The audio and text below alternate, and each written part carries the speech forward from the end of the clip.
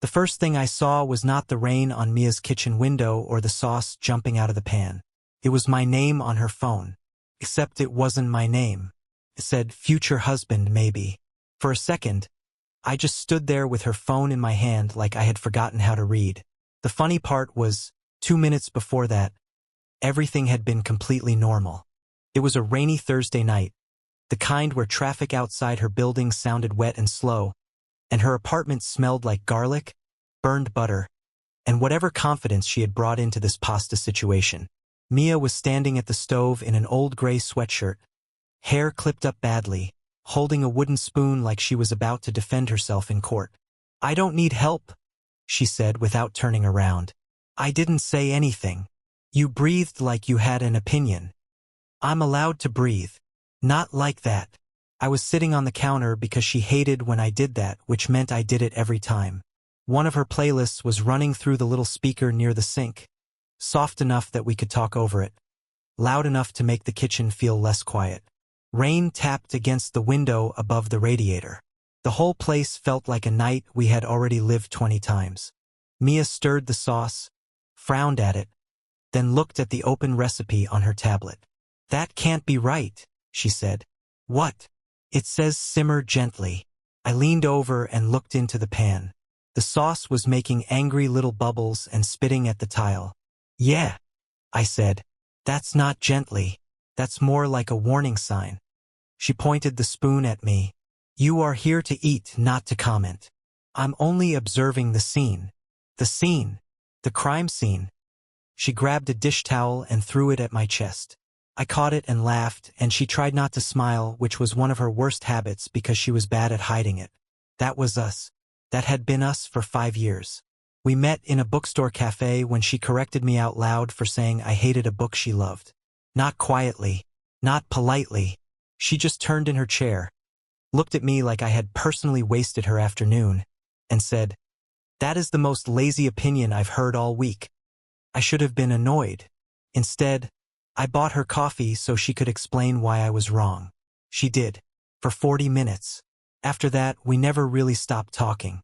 She became the person I called when my car made a strange noise, when I got promoted, when I locked myself out, when I needed someone to tell me whether a shirt looked stupid. I was the person she called when her sink leaked, when a date went badly, when she got lost even with maps on, when she needed someone to help carry a bookshelf up 3 flights because she refused to pay for delivery. We walked into each other's apartments without making it a big deal. I knew she took her coffee with oat milk and too much cinnamon. She knew I pretended not to care about movie endings, then complained about them for hours. She stole fries off my plate like it was a legal right. I took the last sparkling water from her fridge and left $1 on the counter just to irritate her. Everyone noticed before I did. My sister, Allison, once watched me affix the collar of my jacket at a family barbecue and asked me, "Are you two ever going to admit whatever this is?" I had laughed and said, "There is no this." Mia had been close enough to hear. She smiled, but not all the way. At the time, I told myself she was just tired. Now, standing in her kitchen with her phone in my hand, I remembered that smile like it had been waiting for me. The phone had buzzed while she was fighting with the pasta. "My hands are covered," she said, lifting both of them. Sauce was on her fingers, her wrist, somehow even the sleeve of her sweatshirt. "Can you check who that is?" I didn't think about it. That was normal too. She checked my phone when I was driving. I read her texts when she was cooking. We knew each other's passwords, mostly because we were both too lazy to be mysterious. So I picked it up. The screen lit up. There was a message preview from me, because I had sent her something stupid from the living room 10 minutes earlier just to make her phone buzz. I don't even remember what it was. Probably a picture of her own crooked candle with the words, "This looks tired," but under the message, where my contact name should have been, were those 3 words. "Future husband, maybe." Everything else kept going. The rain kept tapping. The music kept playing. The sauce kept making that rough bubbling sound. Mia was still talking at the stove. "If that's my sister, tell her I'm not answering because she'll ask me about Saturday, and I haven't decided if I'm emotionally available for brunch." I didn't answer. Couldn't. My thumb hovered over the phone. My face must have changed before I even knew what I was feeling, because Mia stopped stirring. "What?" she asked. I looked up. She turned around with the spoon in her hand, saw the phone, then saw my face. For half a second, she looked confused. Then all the color shifted in her expression.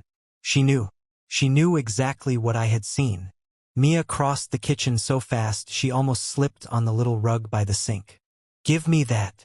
She took the phone from my hand, locked it, and turned it face down on the counter like the screen had personally betrayed her. Then she stood there with one hand still on top of it, staring at the counter like maybe, if she concentrated hard enough, the last 10 seconds would rewind. I didn't move.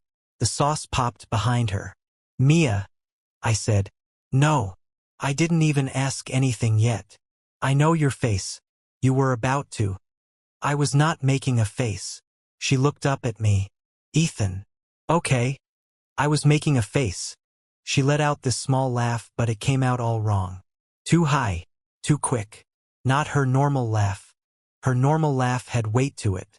This one sounded like she had dropped it and tried to catch it before it hit the floor. "That's new," I said. She closed her eyes for a second. "I can explain." Then she opened them again and winced. "Wow, that sounded terrible. I hate that I said that." I slid off the counter and stood by the island. Not close enough to crowd her. Not far enough to let her escape into pretending nothing happened. "You don't have to explain," I said, even though I wanted her to. She gave me a look. "Don't do the polite thing right now." "What polite thing?" "The thing where you act like you're calm so I can be calm, except now I know you saw it, and you know I know you saw it, and the pasta is doing something I don't trust behind me." I glanced at the stove. "Yeah, the pasta is not helping your case." She pointed at me, but her hand was still covered in sauce, so it looked less threatening than she probably wanted. "Do not make jokes. You started it." "I started nothing. The contact name started something." She covered her face with both hands, then remembered the sauce and pulled them away fast. "Oh, great, great. Now I have tomato on my cheek." "You do. Don't look at me." "I was already looking at you." "Look at the cabinets." I did because I didn't know what else to do. Her cabinets were white, one handle loose because she kept saying she would fix it and then never did. I had offered to fix it 3 times. She had told me each time that she was an independent adult with tools. Her tools were 1 screwdriver and a roll of tape.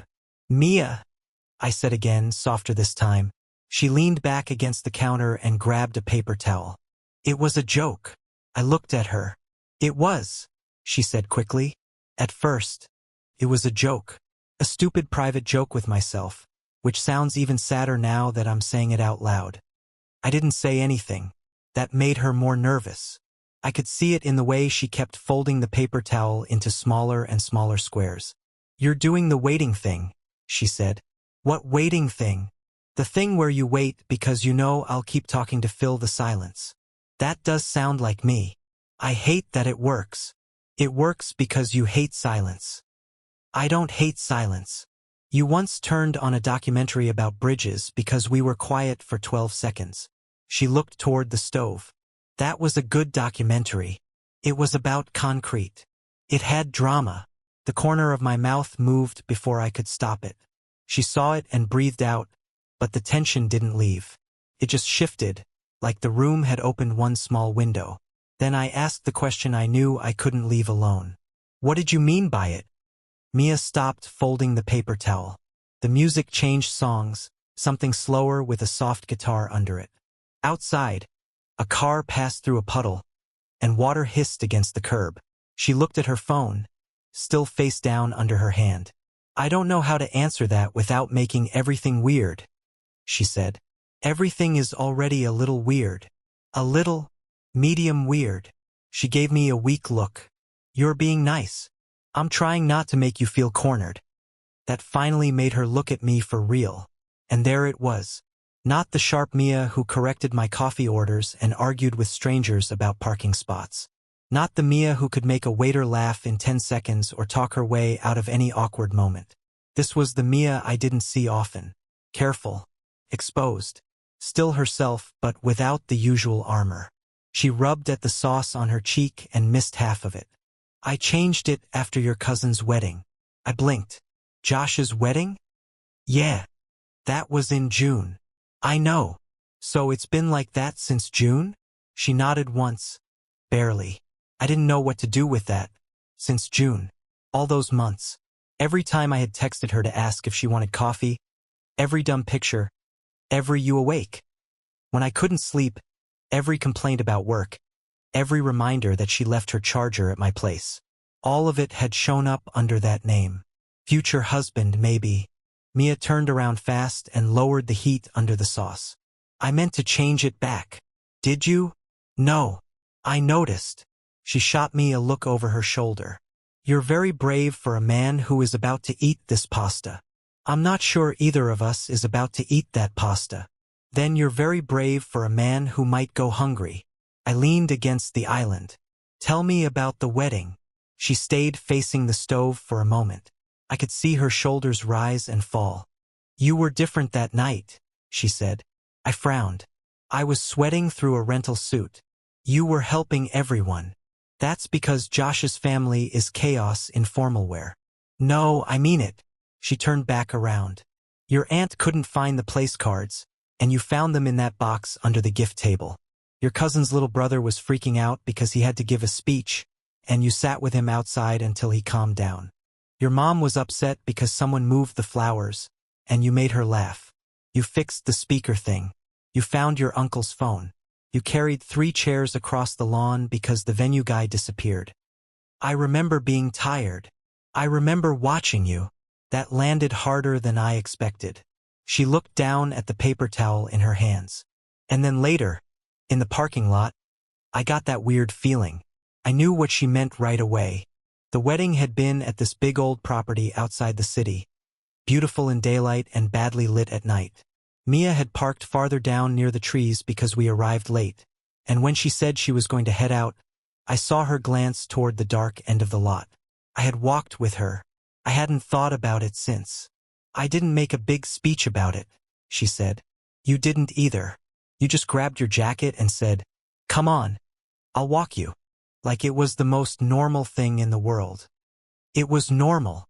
I know. Her voice got quieter. That was the problem. I didn't answer. She pressed her lips together, then kept going before she could stop herself.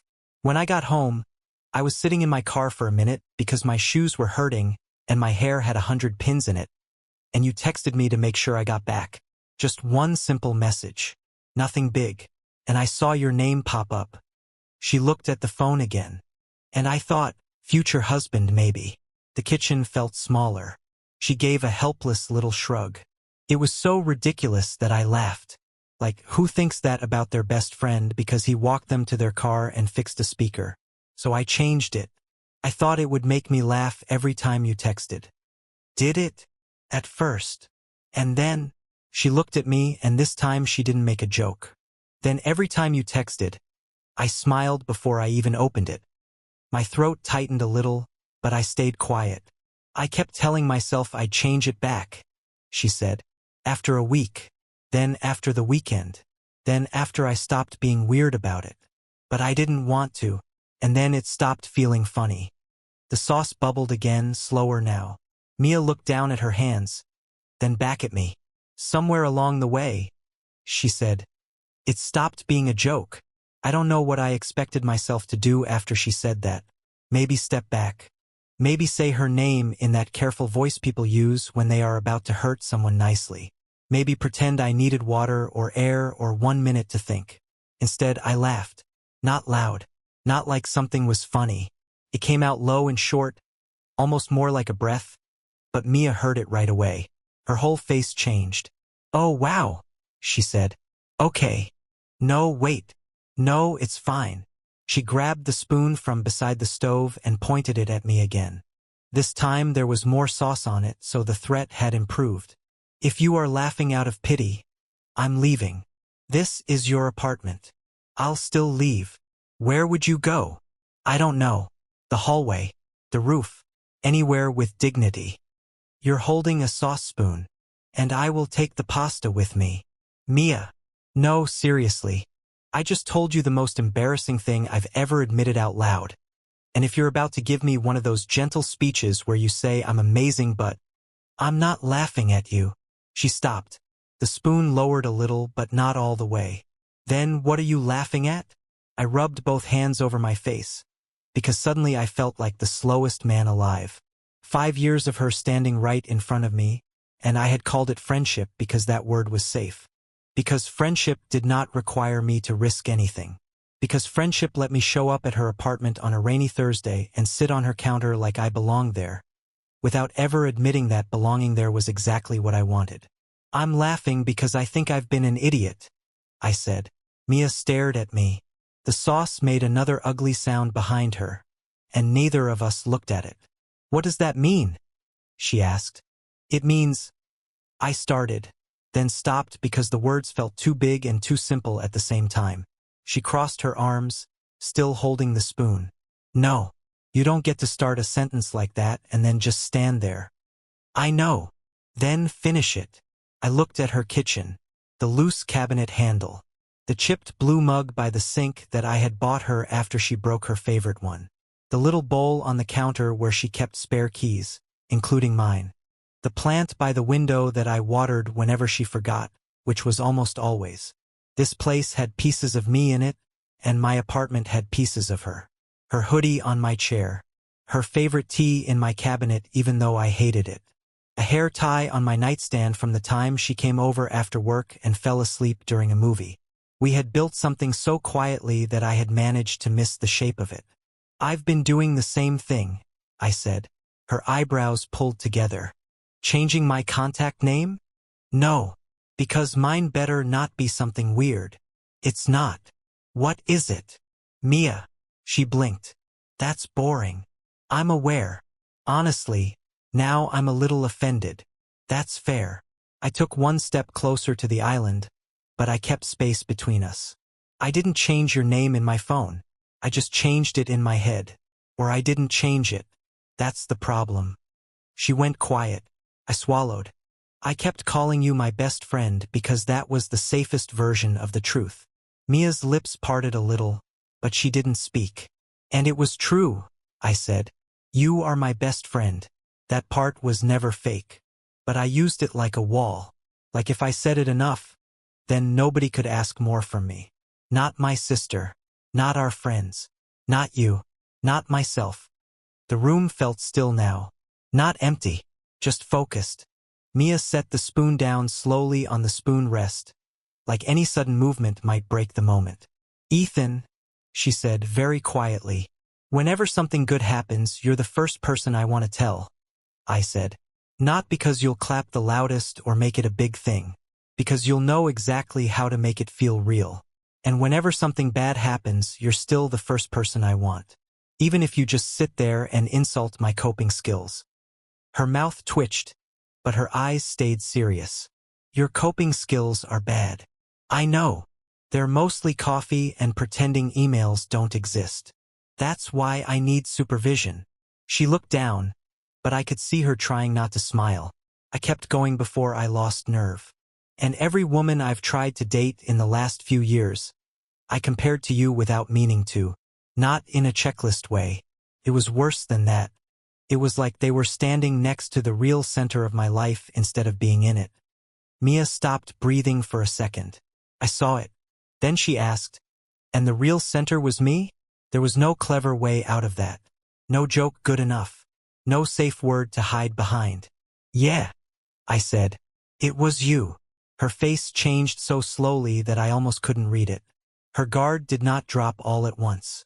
Mia was not built like that. She was too sharp, too used to covering nerves with noise. But something in her softened, and that was somehow harder to look at than if she had cried. She leaned back against the counter, her hands gripping the edge beside her hips. I thought I ruined everything, she said. You didn't. I mean, I might have ruined dinner. You definitely ruined dinner. She let out a shocked laugh. Wow. I'm sorry, but we need to be honest now. That sauce has suffered. You're choosing this moment to attack my cooking? I'm choosing honesty as a lifestyle. That's a terrible lifestyle for you. You once told me my bangs looked confident because you didn't want to say they were bad. They were confident. They were uneven. They were confidently uneven. She laughed again, and this time it sounded more like her. Not fully, but close enough that my chest loosened. Then she looked at me and the fear came back, smaller but still there. "So what happens now?" she asked. I did not answer right away, because I knew she deserved better than the first thing that jumped into my head. She deserved something steady, not dramatic, not some big speech I couldn't live up to, just the truth. "I don't want to walk out of here and pretend I didn't see it," I said. "Okay. And I don't want you to change it because you're embarrassed." Her eyes flicked to the phone. "I might still throw the phone into a river. That feels extreme. It betrayed me. It lit up. That's its job. Don't defend the phone. I'm mostly upset with the phone too." She looked back at me. "Mostly?" I nodded. "Yeah." "Why mostly?" I took another step closer. Slow enough that she could stop me, easy enough that she could make a joke and push me away if she needed to. "Because the real problem," I said, "isn't that you labeled me future husband." Write in the comments, was Mia brave for leaving that name in her phone? Or was it unfair to hide feelings that big behind a private joke? Her eyes stayed on mine. "It's that you added maybe." For 1 second, she just stared. Then she laughed. Not nervous, not sharp. A real laugh that broke through the tight air in the kitchen and made the whole room feel warm again. "You are unbelievable," she said. "I've heard that." That was not a compliment. It felt like one. She shook her head, smiling now, but her eyes were bright in a way that made my stomach turn over. "You can't just say things like that." "I think I can. We're doing honesty as a lifestyle now." "I regret introducing that." "You didn't." "I did." Even worse. The rain kept hitting the window. The music played on. The pasta was probably past saving, and the sauce looked like it had given up on itself completely. But Mia was standing there with tomato on her cheek, smiling at me like she was scared and relieved and mad that she was both. I stepped closer again. This time she didn't move back.